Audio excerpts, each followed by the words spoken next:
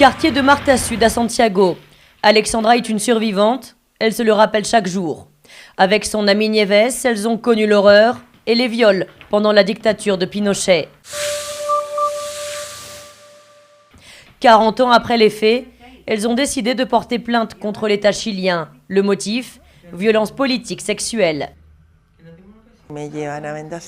On m'a emmenée au centre Venda Sexy où j'ai été atrocement torturée et violée par un chien qui s'appelait Volodia. C'est le capitaine Ingrid Olderock qui dressait ce chien. D'autres personnes aussi que je n'ai pas pu identifier se trouvaient dans la pièce au moment des viols. Elles riaient et se moquaient de ce qu'elles voyaient.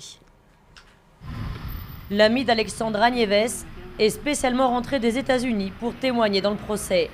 8 ans qu'elle n'était pas revenue au Chili. À la cour d'appel de Santiago, cette ancienne militante du MIR, le mouvement de la gauche révolutionnaire, est attendue par Mario Carroza, le premier juge du Chili à recevoir une plainte pour viol pendant la dictature.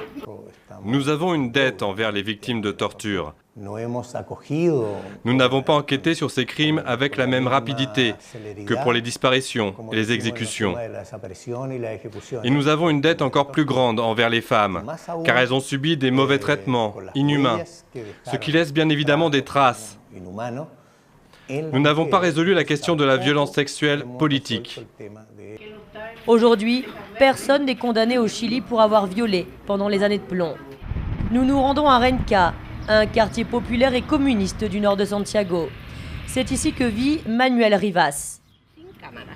Ancien détective de la police politique, il a torturé pendant la dictature. Aujourd'hui, il clame son innocence. Jusqu'à présent, je n'ai pas été condamné. Je suis libre, comme vous pouvez le constater. Alors me dire que je suis coupable de quoi que ce soit, ça, non. Combien de fois vous avez torturé? Très peu de fois, une fois ou deux je crois, pas plus. Soit je torturais, soit on me tuait, voilà comment ça se passait. Quartier Macul, à Santiago. C'est dans cette maison que Manuel Rivas a torturé en 1974. Et c'est ici, dans le sous-sol de cette ancienne prison clandestine, qu'Alexandra et d'autres femmes étaient régulièrement violées par un chien. Le viol n'est pas reconnu comme un crime contre l'humanité par la justice chilienne, une situation que l'on compte bien changer au ministère. Nous travaillons sur un projet de loi qui condamne spécifiquement la violence sexuelle politique quand celle-ci est réalisée dans le but de torturer.